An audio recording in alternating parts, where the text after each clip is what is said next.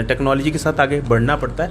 वैसे भी आप काले आटे के साथियों को समझना पड़ेगा कि आपके लिए गवर्नमेंट के तहत ई ऑटो आया है। अगर आप ई रिक्शा नहीं चला अब लेना चाहते तो ई ऑटो आया है। आप कहीं ना कहीं अपने आप को उस तरफ टर्न करें, क्योंकि फ्यूचर की तरफ आपको जाना है। क्योंकि कुछ आने वाले 10-20 साल के अंदर तो आपको पता है कि गवर्नमेंट ऑफ इंडिया का एक टारगेट भी है कि 2040 तक 2050 तक पूरे हिंदुस्तान को पोल्यूशन फ्री बनाना है। तो वो तभी बन पाएगा कि टोटली इलेक्ट्रॉनिक्स गाड़ियाँ जब रोड पे चलेंगी। तो इसका मतलब है कि एक अध्याय अब क्लोज होने वाला है। तो वो ये चीज़ उनको समझनी पड़ेगी। जिस दिन वो खुद ये बात समझ जाएंगे तो मुझे लगता है कि ये जो मसला है अपने आप ही ख़त्म हो जाएगा।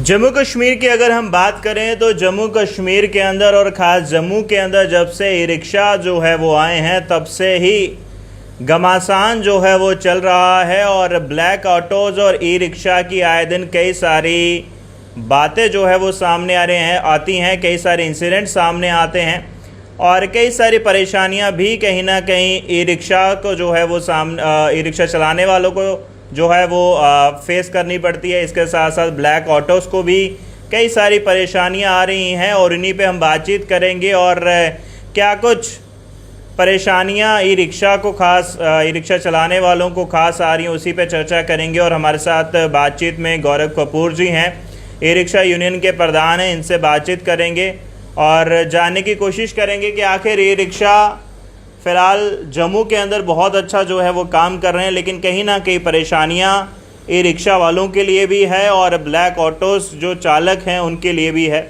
सर क्या कहना चाहेंगे? फ़िलहाल तो शुरुआत तो मैं यहीं से करना चाहूँगा कि क्या परेशानियाँ फ़िलहाल ई रिक्शा चालकों को जो है वो फेस करनी पड़ रही है? देखिए, इस वक्त अगर सड़क पे चलता कोई ट्रांसपोर्ट है जिसको सबसे ज़्यादा परेशानियाँ फेस करनी पड़ रही हैं वो ई रिक्शा ही है। जैसे कि हम कुछ दिनों से अब ये देख रहे हैं कि रोड पे ट्रांसपोर्ट डिपार्टमेंट आरटीओ की तरफ से अगर चालान काटे जा रहे हैं तो खाली ई रिक्शा का ही काटे जा रहे हैं, बाकियों को पूछा नहीं जा रहा। Traffic police specially e rickshaw को रोक के ही उनसे ये पूछ रही है कि आप कहाँ रूट में चल रहे हो, कहाँ क्या कर रहे हो। इन्हीं को रोक के इनसे ये पूछा जा रहा है कि आप पैसे कितने ले रहे हो। कहने की मुझे लगता है कि सिस्टम इस वक्त बिल्कुल ही जैसे रोड के ऊपर सिर्फ ई रिक्शा के लिए खड़ा कर दिया गया है। कुछ इस तरीके की परेशानियाँ जो देखने में भी बड़ी अजीब लग रही हैं। हमें लगता है कि कहीं ना कहीं हिंदुस्तान के हर नागरिक के लिए सब रूल्स रेगुलेशंस एक होने चाहिए, ना कि एक बायस रूल्स एंड रेगुलेशंस होने चाहिए। तो जब से आया है बिल्कुल, क्योंकि कभी हमें कहा जाता है कि ये समाज के लिए कैंसर बन गया, उन लोगों से माध्यम से कहा जा रहा है कि जो खुद कहीं ना कहीं जो वातावरण है उसको ख़राब करने में, दूषित करने में जिनका रोल रहा है वो हमें कह रहे हैं अब कि हम कैंसर हैं। मुझे लगता है कि कहीं ना कहीं पढ़ाई की शायद मुझे लगता है कि कहीं कमी रह गई है उन लोगों के लिए जो इस तरीके के विचार रखते हैं। बाकी ई रिक्शा जब से आया है लोगों के लिए बहुत सहूलियत हुई है और लोगों ने इसको एक्सेप्ट भी किया और लोगों ने पसंद भी किया। आप देखिए, जब से ये ई रिक्शा रोड पे आया तो बाकी गाड़ियों से ज़्यादा लोग इस पे ट्रैवल करना पसंद करते हैं। मेटाडोर की जो ओवरलोडिंग थी कहीं ना कहीं वहाँ से निजात मिली जम्मू के लोगों को, और मनचाहा रेट जो काले ऑटो वाले चार्ज करते थे उनसे लोगों को निजात मिली। तो मुझे लगता है कि लोगों ने तो पसंद किया, बट कुछ लोगों को मुझे लगता है ये हज़म नहीं हो रहा। एडमिनिस्ट्रेशन को प्रेशराइज करके किसी न किसी तरीके से कोशिश कर रहे हैं कि ई रिक्शा जो है वो सड़कों पे ना चले। जी, आपने कहा कि ब्लैक ऑटोज़ जो हैं वो कहीं ना कहीं अपनी मनमर्जी का जो है वो चार्ज करते थे। चलिए इनकी हम बात नहीं करेंगे, ई रिक्शा की बात करते हैं। ई रिक्शा का जो चार्जेस हैं क्या वो डिसाइडेड होते हैं? और आपने कहा जैसे जोन है, क्या वो बना हुआ है, ऐसा कुछ फ्रेमवर्क है? तो बर्निंग इशू है जोन का तो प्रॉब्लम इस वक्त इतनी बनी हुई है कि पूरा डिपार्टमेंट इसी चीज़ में अब लगा है कि बाकी को गाड़ियां रोड पे चलें ना चलें प्रॉपर कोई प्रॉब्लम नहीं, e rickshaw full rule and regulations के साथ चले। तो जहां तक आप रेट्स की बात में आपको पूछ रहे हैं आप, तो पूरे हिंदुस्तान के अंदर, पूरे इंडिया के अंदर ई रिक्शा जहाँ जहाँ चलता है सबसे ज़्यादा जो है ई रिक्शा यूपी में चलता है। 4 लाख से प्लस ई रिक्शा जो है वो यूपी में चलता है। दिल्ली में ई रिक्शा चलता है 1.5-2 लाख के आसपास ई रिक्शा दिल्ली में चलता है। ऐसे पूरे हिंदुस्तान में जहाँ जहाँ ई रिक्शा चलता है कहीं भी इसके रेट्स नहीं है, क्योंकि ई रिक्शा एक तरीके का समझना पड़ेगा कि ये आप गाड़ी ना समझे कि ये किसी तरीके का कि ये गाड़ी है। ये ई रिक्शा ही है। फ़र्क इतना है कि पहले और ई रिक्शा में अंतर ये है कि सिर्फ ह्यूमन एफर्ट्स को रिड्यूस कर दिया गया है। जहाँ पैडल बचते थे वहाँ बैटरी जो है वो इस्तेमाल में हो रही है, बाकी ये ई रिक्शा ही है।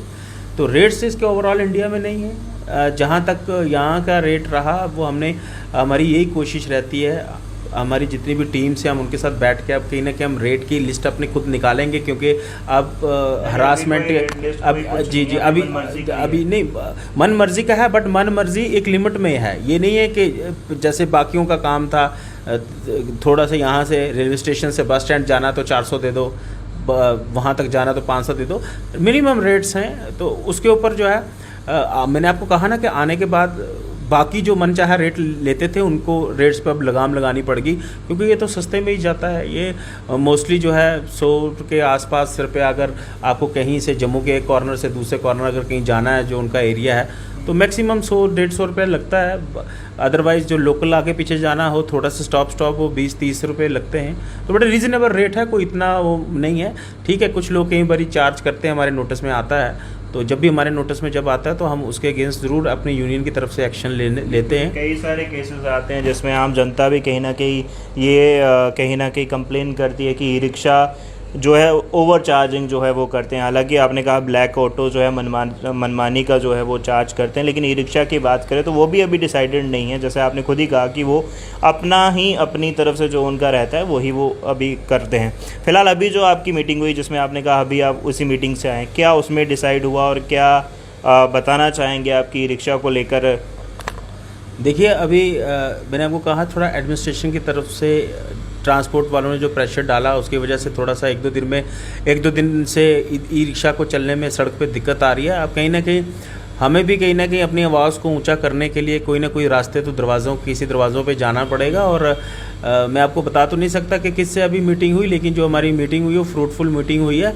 और 1-2 दिन के अंदर ही जो हमारे ऊपर एक प्रेशर जो बिल्ड किया जा रहा है वो कहीं ना कहीं उसको क्रैक करने के लिए जो हमारी तैयारी जो है वो ऑलमोस्ट कंप्लीट है। और 1-2 दिन के अंदर ही हम अपना उसका जो रिस्पांस है वो पब्लिक डोमेन में लाएंगे, एडमिनिस्ट्रेशन के आगे लाएंगे, ताकि हम ये चाहते हैं कि अगर आप किसी एक पक्ष की बात सुनते हैं तो आप दूसरे की भी सुन के चलें। क्योंकि डेमोक्रेसी के अंदर सबसे बड़ी बात मैं आपको बताऊं, प्रिंसिपल ऑफ नेचुरल लॉ होता है कि आपको हमेशा दोनों पक्षों को सुनना होता है। आप एक पक्ष को सिर्फ सुन के उनके प्रेशराइज करने से आप कहें कि आप दूसरे के लिए प्रॉब्लम क्रिएट करेंगे तो डेमोक्रेसी है। अब आज़ाद मुल्क है, अब तो वो गुलामी का नहीं रहा कि जिसकी पावर है उसी के हिसाब से काम चलेगा। आप लोगों को उन लोगों को भी बात सुननी पड़ेगी जो लोग प्राइम मिनिस्टर का जो ड्रीम है ग्रीन कॉरिडोर का, जिसको वो फुलफिल कर रहे हैं कि एक एटमॉस्फेयर बनाना है विदाउट पोल्यूशन, जो सबसे इंपॉर्टेंट रोल कर रहे हैं इस वक्त आधा, आप उनके लिए प्रॉब्लम क्रिएट करेंगे तो फिर कहीं ना कहीं हमें भी उसका जो हल है वो कहीं ना कहीं ढूंढना पड़ेगा। अच्छी मीटिंग रही और एक कल या परसों तक हम उसको पूरा जो है ग्राउंड लेवल पे लाएंगे। जो भी हमारी एक्टिविटी अब जो इस वक्त होगी या होने वाली है, तो हम कोशिश कर रहे हैं, उम्मीद कर रहे हैं कि एडमिनिस्ट्रेशन जो है वो दोनों पक्षों को लेके सुन के और बीच का ऐसा फैसला निकाले जिससे उनको भी लगे कि हमें रिलीफ मिला और हमें भी कहीं ना कहीं मिले कि हमें भी रिलीफ मिला। जी बिल्कुल, ई रिक्शा से फ़ायदा ज़रूर हुआ है। कहाँ लोगों की कतारें जो है वो लगी रहती थी, लेकिन फ़िलहाल लोगों को ई रिक्शा के आने से काफ़ी सहूलियत जो है वो मिली है। ई रिक्शा के ज़्यादा केसेस ऐसे सामने आए हैं और सबसे ज़्यादा ये देखा गया है, एक तो आपने खुद ही कहा कि ड्रिंक करके ई रिक्शा जो है वो चलाते हैं, इसके साथ साथ कई लोगों के पास जो प्रॉपर डॉक्यूमेंटेशन होनी चाहिए वो भी नहीं होती, जिसकी वजह से उनके चालान होते हैं, ट्रैफिक पुलिसकर्मियों के द्वारा उनको रोका जाता है। देखिए, हमारी यूनियन में जब भी प्रोग्राम्स होते हैं, जब भी हमारी गैदरिंग होती है, फर्स्ट डे से हमारी कोर कमेटी की टीम की जितने भी बंदे, मैंने उनको भी एक चीज़ कही है कि जितने भी लोग हमारे टच में आते हैं उनको एक चीज़ हमेशा समझाओ कि आप लोगों को हम यूनियन आपके पीछे हमेशा खड़ी है, बट शर्त यह है कि जो इसके लीगल डॉक्यूमेंट्स हैं वो आपके पास सब होने चाहिए। और जब आप इसको चलाओ संजीदा तरीके से चलाओ, क्योंकि कई लोगों की जो मतलब लाइफ की जिम्मेवारी आपके सिर होती है जब वो आपके साथ बैठे होते हैं। कभी भी इस तरीके, और हम खुद भी इस चीज़ के टोटली अगेंस्ट है, और हमारी यूनियन उन लोगों को बिल्कुल सपोर्ट नहीं करेगी जो लोग नशा करके रिक्शा चलाएंगे या विदाउट डॉक्यूमेंट्स चलाएंगे। अगर उनके अगेंस्ट भी अगर हमें खड़ा होना पड़ेगा, हमारी यूनियन हमेशा उनके अगेंस्ट भी खड़ी है, क्योंकि हम ये चाहते हैं कि जो भी सिस्टम हो वो अंडर लॉ हो, अब कानून के तरीके से हर चीज़ काम किया जाए। कि कहीं ना कहीं आप लोगों के, मैं अपनी टीम को हमेशा बोलता हूँ, हमारे साथ इस वक्त 6000 के आसपास जो ई रिक्शा चालक हैं वो जुड़े हैं। मेरी जहाँ ये प्रोग्राम्स होते हैं, जहाँ ये मीटिंगें रखते हैं, मैं हमेशा एक चीज़ इनको बोलता हूँ कि बस आपकी तरफ से गलती नहीं होनी चाहिए, दूसरे की तरफ से अगर गलती होगी तो यूनियन बैठी है बात करने के लिए, बट एक चीज़ का हमेशा ध्यान रखिएगा कि आपकी तरफ से गलती ना हो, आपके डॉक्यूमेंट्स हमेशा पूरे हों, और जब भी आप ई रिक्शा चलाएं बिल्कुल होशोहवास में चलाएं।